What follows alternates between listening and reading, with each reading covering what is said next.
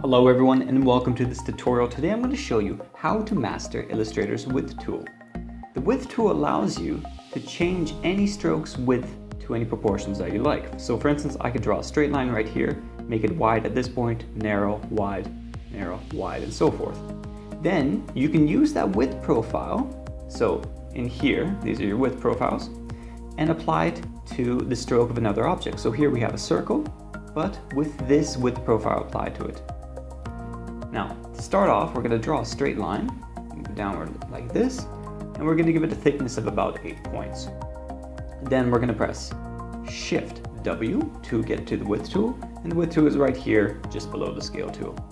To add points to width, or to add width points to a line, you see you have this plus sign when you're on the line, and you click and hold and drag out, just like that. You can make them very narrow, or you can make them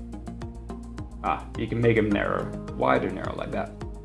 You can also modify just one side of these by pressing the handle right here and holding Alt, and you'll modify only that side of your width tool. So if we move up to here, we're on this point, click here, hold Alt, and we modify only that width point.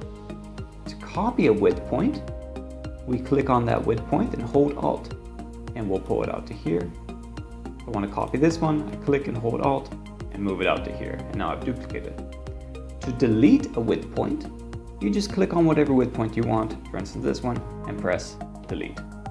That's all there is. Now, additionally, to add a width point, you can always just click and add one manually, or you can double click on a point like this, and a box will pop up, and it'll ask you how large you want your sides to be. You see if you want them to be constrained or not. So if I modify only one side or not, you can modify the total width, and you can also adjust adjoining width points, and it'll kind of average the shape between those points. Press OK. Now, once you've created your width profile, one that you want kind of wide like this, you can save it by selecting it and going into this little dialog box right here and pressing save. You'll be prompted for a name. We'll call it width profile 3. And press OK.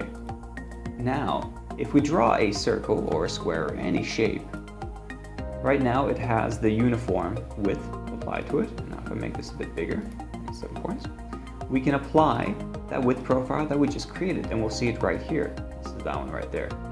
We press this, we're going to have to make this a bit thicker, like so. Let's go 40 or 60. And we see that this width profile now takes it from this point right here. The last thing that we can do is kind of meta. We can select this shape right here and go to Object, Path, and Outline Stroke. And now we make this into a shape. And we can give it a stroke. So let's give it a blue stroke. And that blue stroke, we can also give it the width profile of the underlying shape like this.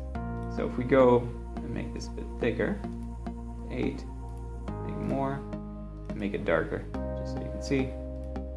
We now see that the width, or the stroke right here, takes the width profile of the underlying shape. And that's it. That's all there is to this tool. I hope you enjoyed this tutorial. If you have any comments, questions, or tutorial requests, please write them in the comments below. If you liked the video, hit like. If you want to see more, hit the subscribe button and check out our other videos. And as always, have a great day.